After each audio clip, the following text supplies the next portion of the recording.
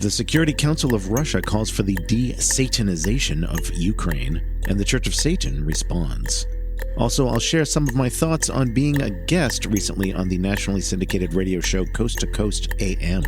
It's time to Satansplain. Well, it's not Satan worship, it's Satanism. It's embracing the life-enriching things which have traditionally been given the devil's name. Pride, lust, earthly success, rational self-interest, atheism, humor, nonconformity, science, a passion for living, being selective about whom we love. We don't see these as shameful sins, but empowering ideals. And we also recognize the psychological power and fun of symbolism and aesthetics, so we utilize Satan as mythology's most fitting mascot for what we're about. Satansplain. Satanic Talk with Church of Satan Magister Bill M. Magister Bill M. here with Satansplain. Recently, I was a guest on the radio show Coast to Coast AM. I would like to share my thoughts on what that was like. And some of the things I talked about for those who didn't get a chance to tune in. But that's going to be in the second half of this episode. For the first half here on Satansplain, I would like to talk about this anti-Satanism business with Vladimir Putin and now Aleksey Pavolv, who is an assistant secretary on the Security Council of Russia, and an official response from Church of Satan High Priest Peter H. Gilmore. But first, just to rattle off some general info on Satansplain, especially since the show's stats tell me that there has been a spike in listener numbers since that Coast to Coast AM appearance of mine. You can visit the official website for Satansplain, which is satansplain.com. There you can find all of the past episodes of Satansplain, as well as general information about the show. You can also listen to Satansplain on Spotify, YouTube, Google Podcasts, Apple Podcasts, and many other places as well. If there's a podcast carrier you usually use who doesn't carry Satansplain, and you'd like it to, well, let me know, and maybe we can make it happen. For comments, questions, death threats, whatever, you can email me. Bill@satansplain.com is the email address. So yeah, Russia. There's been this thing going on between Russia and Ukraine. Maybe you've heard something about it. Or seeing all those people on social media with Ukraine flags in their username descriptions, whereas 12 months ago they probably, couldn't find Ukraine on a map. Well, regardless of how you feel about this conflict, we've been seeing representatives of Russia drop the S word here and there. No, not the four-letter S word, mind you, but the other one in its derivatives. On October 27th, 2022, the Church of Satan published the following article. I am going to just read it to you, since I think it saves time and gives you the necessary background. Here is the article. Everyone I hate is a Satanist. The Church of Satan's High Priest responds to a statement by Aleksey Pavolv. According to TASS.ru, Aleksey Pavolv, an assistant secretary on the Security Council of Russia, has advocated for the desatanization of Ukraine. Quote, I believe that with the continuation of the special military operation, it becomes more and more urgent to carry out the desatanization of Ukraine. Now, before I read the article any further, if you do a search online for the name, you'll find numerous news stories quoting just that. But aside from that, well, you'll find maybe 4 or 5 famous Russians with the same name. Also, different accepted variants of the spelling of that first name. But I guess this guy's name is Aleksey, not Aleksey. I keep mispronouncing it. Purportedly, as they say, an assistant to the secretary of the Security Council of the Russian Federation.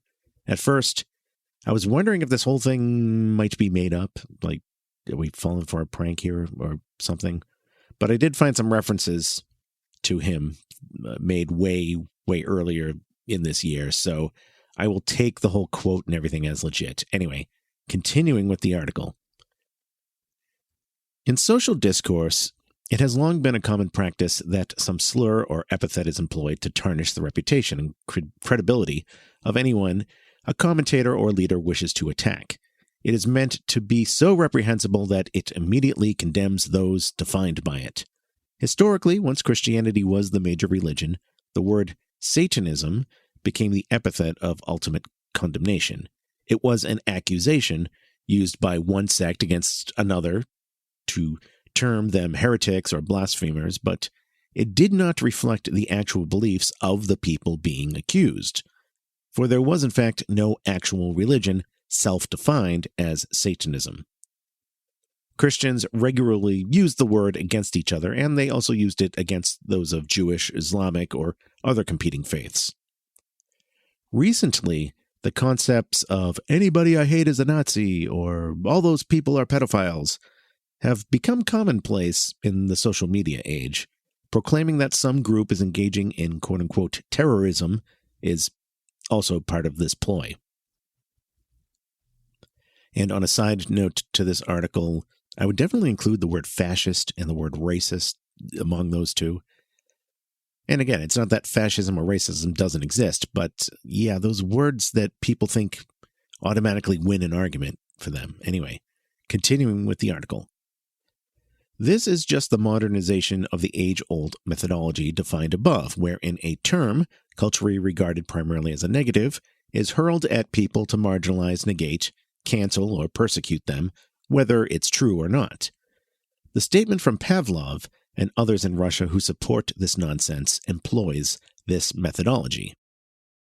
We must note that at first, Ukrainians were called Nazis by Putin, so now the smear campaign has moved on to defining them as Satanists to justify military aggression against their sovereign nation. This is just going in reverse order of what has happened historically. As any astute observer of civilization would see, making some people a scapegoat based on false accusations is sadly a continuous thread throughout human history. It is important to understand that Satanism is an atheist religion using Satan as a symbol of liberty, individualism, and self-fulfillment. It is not devil worship, and it does not employ any sort of sacrificial rituals. Satanists do not proselytize. Instead, we encourage a live and let live approach to being part of a society, so long as other religions are not trying to legislate their beliefs into repressive state-enforced doctrines. Our approach is to embrace the laws of nations in which we reside and to work toward increased personal autonomy while being constructive citizens. The Church of Satan, founded in 1966 by Anton LaVey, grew to be a global religion in its first decade and currently extends through many of the world's nations. So yes, we have members in both Russia and Ukraine, as well as in their bordering nations, and essentially throughout the entire planet. Wherever people live, you might find Satanists who have affiliated with the Church of Satan. It should be evident that nobody needs to fear the members of the Church of Satan, as they will typically keep their affiliation private, so as not to be persecuted by those who do not understand our religion and would be hostile to us. Since we do not believe in the supernatural, nor do we believe in any afterlife, our beliefs support a stable and diverse society, as that is the best social contract for attaining lives of creativity, productivity, and liberty for ourselves and those with whom we live. Satanism is not a mass movement. It challenges each Satanist to be fully responsible for all of their actions. There is no literal God nor Satan involved. People of most other beliefs often prefer to credit or blame someone else, be it natural or supernatural, for any issues they might encounter. Being an atheist, the Satanist does not have that option. Satanism is thus a philosophy that will only appeal to a few individuals, for whom it comes naturally, and they will always be a very small percentage of any population. Thus, it is false for anyone to claim that members of the Church of Satan have spread throughout any country. Satanists, however few they might be, will generally be amongst the most intelligent and inventive people one might hope to encounter, should you be so fortunate. Since Satanism was codified and defined as an actual religion by Anton Szandor LaVey, with texts one can examine which explain a coherent, rational philosophy, it has become less useful for anyone to use the term Satanist as a vilification. There are Satanists who are articulate and can speak up and dispute such statements. We dispute this statement by Pavolv as a transparent attempt to justify the ongoing war against Ukraine. To quote Merlin from Borman's evocative 1981 film Excalibur, "You'll have to do better than that." And that concludes the article. You can find that article on churchofsatan.com. Also, there is an image in the article, and it's noted that this image is from 1634, depicting the burning of Father Urbain Grandier of Loudun, who was accused of witchcraft for political reasons, being then tortured and executed. So in the previous episode of Satansplain, I don't think I included a Satanecdote. I try to do that in every episode, but it doesn't always happen. But seeing that a listener emailed me his own Satanecdote, and I haven't shared this one yet, let's do it now. Cue the Satanecdote theme song. Satanic Anecdotes. Satanecdotes. This satanic anecdote, or as we call them here on Satansplain, Satanecdote, comes from Zachary. He emailed me to say that he had something recent happen to him, which he describes as rather amusing at best. This happened earlier this month while he was at work. Zach works as a clerk in a gas station, and here's what he says. I'm ringing up a customer, and she noticed the sigil Baphomet around my neck that I hadn't noticed was not under my shirt. She asked about it, and then asked if I recognized Jesus Christ as God, to which I said I didn't, and then I explained that I practiced Satanism. We had a 2-hour-long conversation about religion, which is one of my favorite topics because I love mythology. After she leaves at maybe 6 or 6:30, everything went as normal, but around 7 p.m., I'm getting the station ready to close when the store phone rings. Normally, this phone is for customers to call and ask questions or when the owner wants to check up on us. I looked at the caller ID. I didn't recognize it, but something told me to pick it up, so I answered, and this is what I hear on the other end of the phone. I am the Alpha and the Omega, the first and the last, the beginning and the end. And then she hangs up. After that, I was dumbfounded and bewildered because I didn't know who called, but I have a sneaking suspicion that I knew who it was.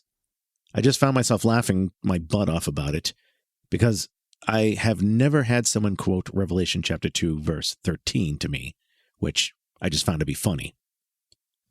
Well, thank you, Zachary, for that Satanecdote. I actually have worked before as a clerk at a gas station. It was back when I was still going to college. I had a job as a clerk in a gas station / convenience store. And I was actually pretty new to Satanism at that time, and I would actually spend most of the graveyard shifts reading the Satanic Bible. But when it came to the customers I would run into, I have dozens of stories of my own, I could tell you, though I'm trying to think if I ran into any particularly religious people. I do remember one lady wearing a crucifix that was so big, I had to wonder if, was it vampire season? Did you think vampires were in town? I certainly remember multiple times when I'd ring something up and the total came to $6.66. In fact, we had some popular combinations of things for a while we were selling where that total would come up after tax. I forget what the items were, but yeah, there would be some people who would see that amount and then freak out and quickly throw another item on the counter to buy it and change the amount.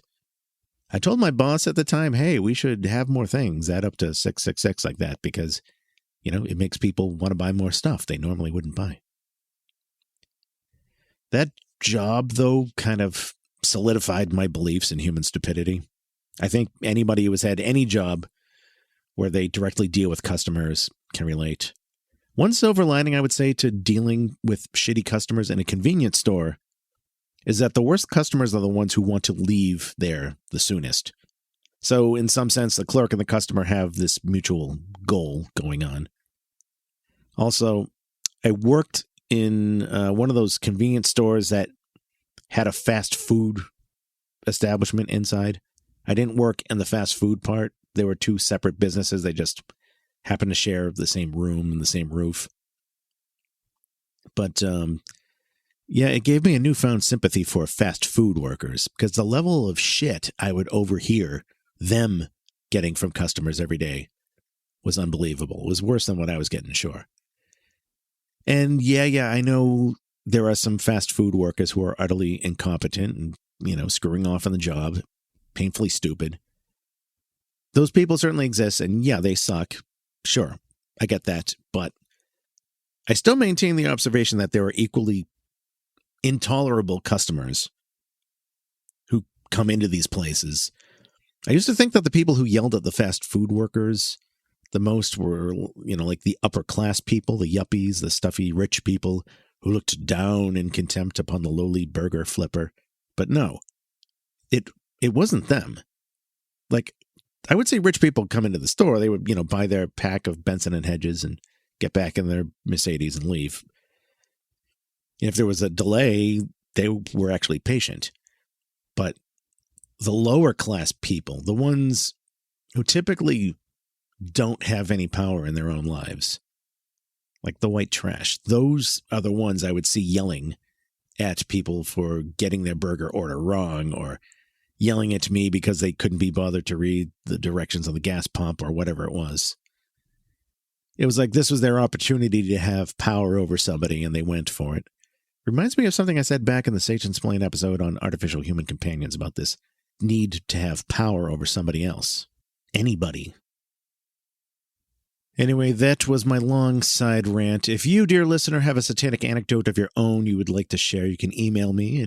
It doesn't have to necessarily be about a run-in with a holy roller, though we do seem to get a lot of those.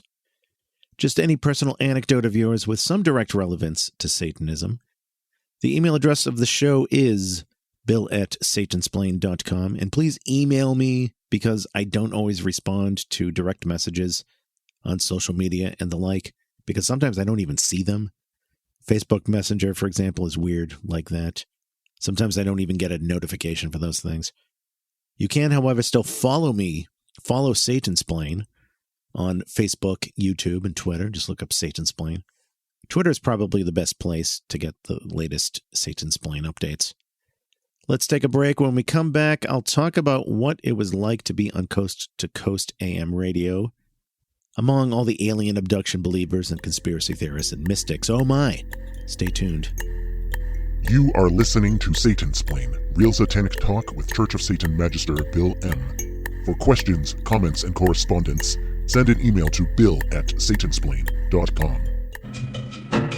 I'm just saying, if that's what gets you through your day, I'm not going to take it away from you, but it's a vice just like any of my vices. They tax all the vices. They tax fucking cigarettes and alcohol. Every time you get into a legalization conversation with your friends about drugs or prostitution, they go, if they just legalize drugs, we could tax them and wipe out the deficit. Well, no, if you're going to fucking tax it, tax all the vices, including Jesus.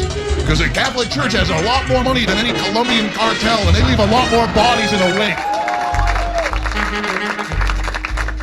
Gets you through your day? Sure, maybe a pack of cigarettes and a hooker get me through my day. The only difference is I don't show up at your door Sunday morning banging on your door trying to get you to accept a hand job from a skank in a short vinyl skirt. Leave me the fuck out of it. I feel sorry for you because you don't have Jesus in your life. I feel sorry for you because you're 45 years old and you still have a boogeyman under the bed, right? That little bit of comedic blasphemy was brought to you by The Devil's Mischief, comedy that's not made for the masses. Listen to the show The Devil's Mischief on RadioFreeSatan.com. Magister Bill M. here with Satansplain. Halloween is fast approaching, which means I have to get off my ass and put out a Halloween episode of The Devil's Mischief, which is my other podcast. It may be out by the time you hear this recording. I've been seeing other Halloween specials lately on Radio Free Satan. Reverend Jimmy Psycho came to Radio Free Satan to do a one-off show, one-off Halloween special. I had to listen to that. I thought it was great. And I want to make sure I don't repeat any of the music he played when I do The Devil's Mischief. Also, the Metal Grotto has been taken over by Count Gimpula as he hosts the hungover Halloween special. That's also on Radio Free Satan. So yeah, after I record this episode of Satansplain, I have to get off my ass and get The Devil's Mischief out. But back to Satansplain. Some of you Satanists will be ritualizing on Halloween. I know I will. In the previous episode of Satansplain, I talked about that topic, not by fumbling around, but by reading your 2 straight essays I had written on the topic. And there will be more to come in the future on episodes of Satansplain, for sure.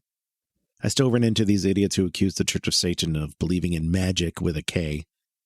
It seems some people can't read. Oh well. As mentioned before the break, on October 24th, I was a guest on the radio show Coast to Coast AM. So I want to take some time to thank Bogues again, first of all. He was the one who had the idea of recommending me as a guest on Coast to Coast AM. And as if that wasn't enough, Bogues just sent me a bunch of Satansplain stickers he had printed up. So thank you again for that. He also sent me a second box of related oddities, including some of his own music, also some 1980s metal cassette tapes, DVDs, and other doodads.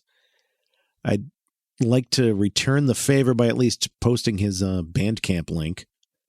I'll try to post that in the show description. You can look up his project on bandcamp.com. The name is Zogthorgven. I hope I'm pronouncing that correct. Zogthorgven. So, Coast to Coast AM, what is it? Why was I on as a guest? Well, the central office of the Church of Satan asked me if I could write up a few paragraphs about that experience, and I started writing that, and it turned into a 3-page essay, so I said, could we just post this as an essay on churchofsatan.com to go with, the other essays I have there? And yeah, they said yes. So that essay should be up now on churchofsatan.com. And what the hell, I'm going to just read you what I wrote right now rather than trying to explain things 2 or 3 different ways. Here's the article.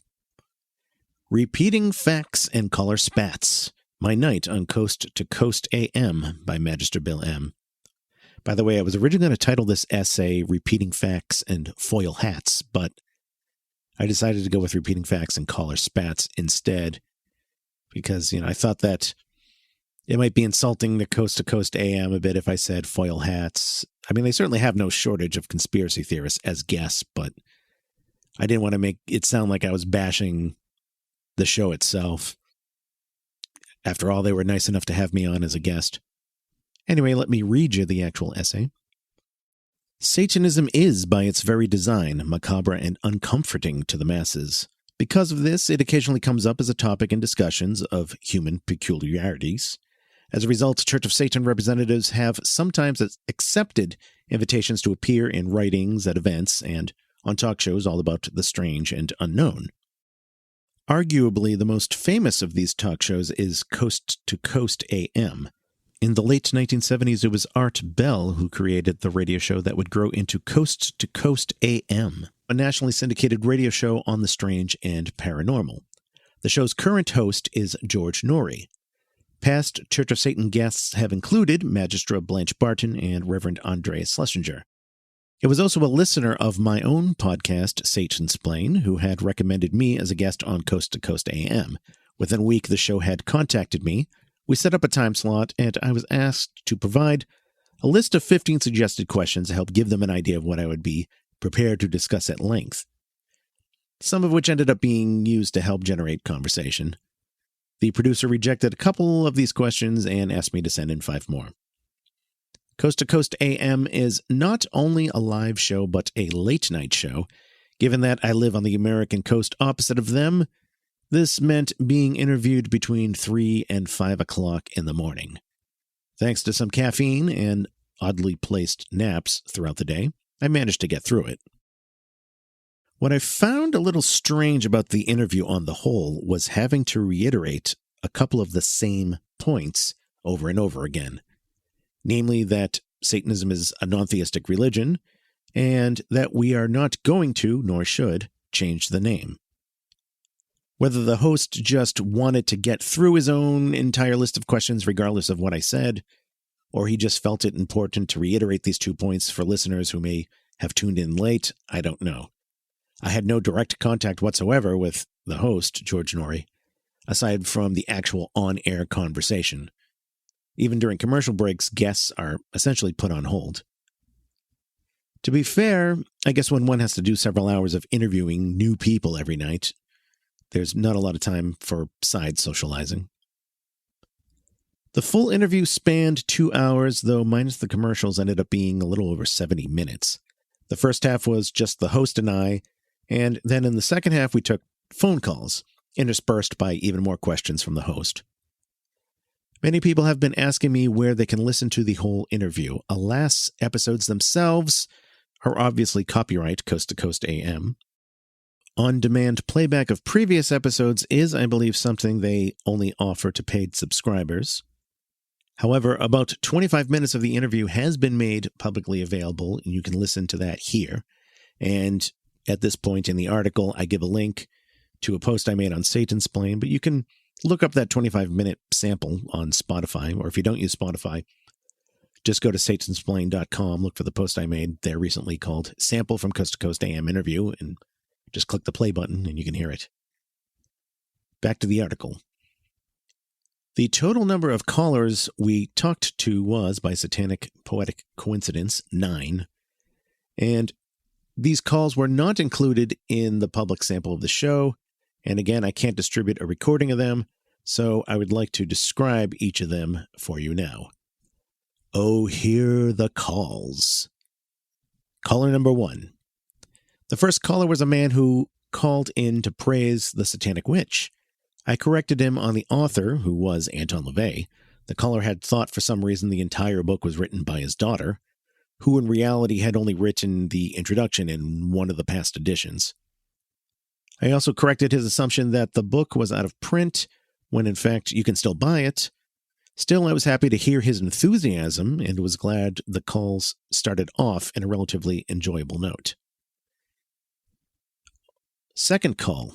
Omar in Washington called in to babble something about adrenochrome, which neither myself nor the host had heard about. And that turned out to be one of many debunked conspiracy theories within the whole QAnon phenomenon. The caller also rambled about Archangel Michael. My response was that Batman was a much cooler fictional character.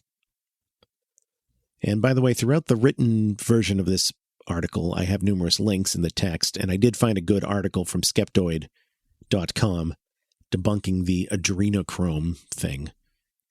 Adrenochrome. I mean, to me, adrenochrome sounds like, if I had to guess, it would be like the name of an adrenaline measuring web plugin for Google. Anyway, caller number 3 was a caller named Maria. After hearing me explain Satanism that night, she came to the conclusion that she may very well be a Satanist herself, so that was good. I directed her to the site and the Satanic Bible and told her to read more, see where it goes.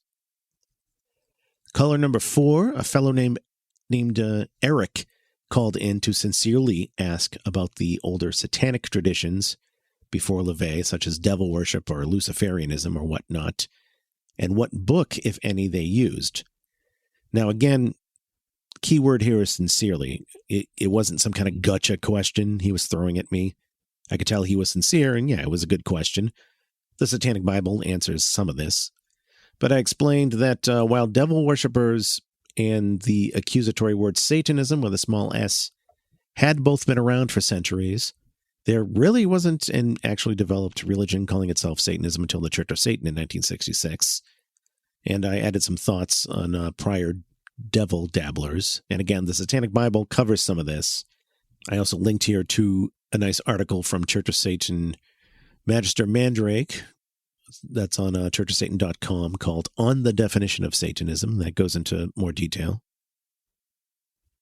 Caller number 5, Norm in St. Louis, was somebody who had a near-death experience. Nice anecdote, but still not evidence to me of a soul.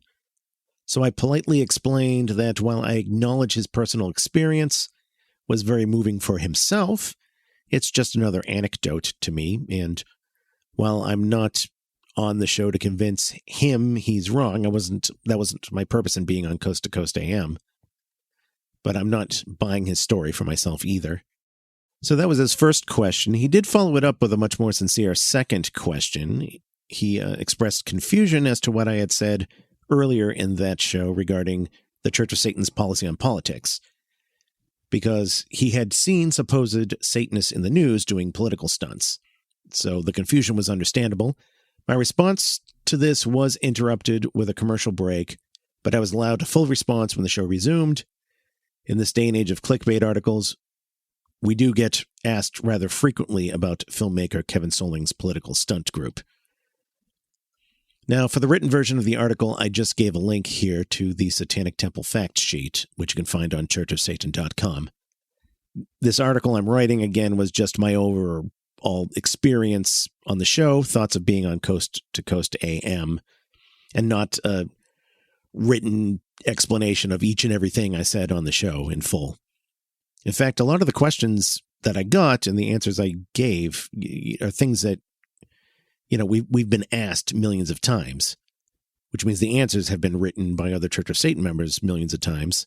In fact, even within the span of the interview, the host was asking me some of the same questions over and over, and I just answered them again and again. So having said all of that, I would like to repeat some of what I told this particular caller. Take a break from reading my article here. I said that these so-called Satanists he read about in the news were not us. They are not the Church of Satan. They are a theatrical prank group called the Satanic Temple, co-founded and run by filmmaker CevinSoling. And that is Cevin with a C, Soling, S-O-L-I-N-G. He is a film director who, before starting the Satanic Temple, made a movie based around cargo cults. You can look that up, read the description in the trailer, and draw your own conclusions. He also did a documentary on the benefits of urine drinking, but I digress. I explained to this caller that these are not Satanists, and I know after saying that there are non-Satanists who have a knee-jerk reaction of, oh, you're just saying that, Bill, because they're a different denomination than you are. This is just like the Catholics saying that the Protestants aren't real Christians. That's a no true Scotsman fallacy. No, wrong. This is more like a Catholic trying to explain that somebody who just found a nun costume in a Halloween store is not a real Catholic clergy member. I explained to the caller that these are political trolls who dress up as Satanists. Their rationale is, hey, if Christians want freedom to have this prayer in this government meeting, or have this statue in public, or have this nativity scene, or this other thing, then we'll show up dressed up as Satanists and say that we want that too, only we want the Satanism version, and we'll just totally own the Christians that way, because then we can point to say, haha, you wanted religion in public places, and that means you have to accept Satanism too, haha. So again, these are not real Satanists. In fact, in their original stunts, with hired actors, they professed to be devil worshippers. We have the evidence of that. Now, did the media bother to check whether or not these people were the real deal? No, of course not. They see somebody in public in a black robe claiming to be a Satanist, and the media, along with the populace at large, just assume they're telling the truth. The media knows that putting Satanism in the headlines is good clickbait revenue. The people who hate holy rollers, which is most people, read the headlines and maybe get a good chuckle, but that's as far as it ever goes. No Christian theocrat ever responds with, well, golly gee, I wanted to put this nativity scene up, but now that Satanists might show up in competition, I'm going to back off, because I've learned my lesson and it's clear that secularism is what's best. No, that doesn't happen. In fact, just the opposite usually happens. They double down. Because religious zealots don't care about double standards. If anything, again, this stupid political theater in the name of Satanism just reinforces their superstitions about there being devil worshippers in the world, and that Satan is on the side of the political battles that they fight. They're on the opposer's side. So their actions manage to add to the already huge amount of misinformation on Satanism that's already out there and fuel the fires of Christian zealotry. So as a Satanist, I don't condone what they're doing. Now, as I've said in past episodes of Satansplain, this isn't to say that the only alternative is sitting back and letting Christian theocracy take over everything. If you're a Satanist who thinks this is a serious threat and seriously worth your time to go fight it, and if you think you have some kind of intelligent strategy as opposed to just parody, then sure, go write your congressman or join up with groups who are dedicated to that sort of stuff, the ACLU, Freedom from Religion Foundation, Atheists United for the Separation of Church and State, and so on. Go do that. We have some Satanists in the Church of Satan who do that. But showing up in ritual robes and trying to get a satanic prayer inserted or a satanic abortion sacrament granted does nothing but make more noise, not to mention it has nothing to do with Satanism. We don't pray. We don't have abortion as some kind of special ritual. Satan is the adversary, not the martyr. It's about the individual, not the collective. I've run into some of the supporters of CevinSoling's group who say in their defense, well, Bill, they may have started as a prank, but it's clear the Satanic Temple is very serious now, and I joined because I read the 7 Tenets, and that's when I realized I was a Satanist. And you can't say it's wrong just because, it's another denomination of Satanism. I hate to break it to you, but the 7 Tenets were a prank, too. I can't believe this isn't more obvious to people. They whipped those up as a joke when they were protesting a 10 Commandments monument.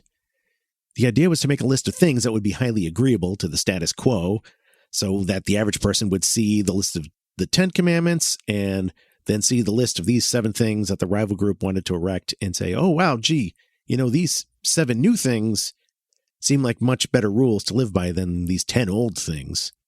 So I like that team that has the 7 things, as if it was really all that hard to come up with a list of better rules to live by than the 10 Commandments. But anyway, surely nobody in their right mind would look at tenets like empathy for all and think that it has anything to do with Satanism, right? Well, apparently some people are that gullible. They've bought into their own pranks. I could go on and on about these losers, so I'll just let the rant end here with one final summary. The Satanic Temple is exactly what they claim to fight against. They are a tax-exempt organization that, every chance it gets, tries inserting religion into state, or at least the threat of a religion people have heard of. And even then, they grossly misrepresent it. But much like the Christians they claim to fight against, they raise money off of people's fears and then accomplish nothing. They win no cases. They just fuel the conspiracy theories. And now with the way that they're suing ex-members and making them sign gag orders upon resigning, maybe some will call them a satanic cult in the near future. We'll see. Now let's get back to the article on my experience on Coast to Coast AM. Caller number 6, the next caller, just felt compelled to call, he told me. And he said he didn't care who I was. He just knew I was his enemy. And he babbled more about God, and he plugged his website, which is probably his real reason for plugging his website. So I'm not going to plug it for him here. Moving on. Caller number 7. Then Eric, another Eric, called, not grasping that I don't believe in an afterlife. Maybe anybody with access to the full interview should play a drinking game where you listen to the episode and take a drink every time I explain that we don't believe in deities or an afterlife. And caller number 8. Now we get to the asshole of the night. Gino called to say he had 3 questions, and actually they were 4 accusations. He used this popular technique of firing off some unfounded accusations and then following up directly with questions, expecting me to just answer the questions and let the initial accusation stuff slide uncontested. You see all this stuff all the time on, like, The View, for example. Sonny, she is a bimbo. Anyway, so first his accusation was that we had picked Satanism only for shock value. Second was that Satanists are embarrassed to tell you what their real names are. And knowing that nuts like him would be calling on this radio show, why would I make it that easy,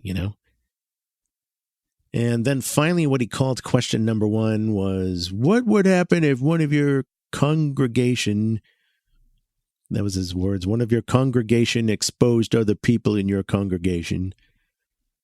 Second was, you say you're a magister. Yes, that's how he pronounced it. Even though I pronounced magister correctly throughout the show. The host said magister correctly. You say you're a magister. What did you have to do to get that title, or did you make that up too?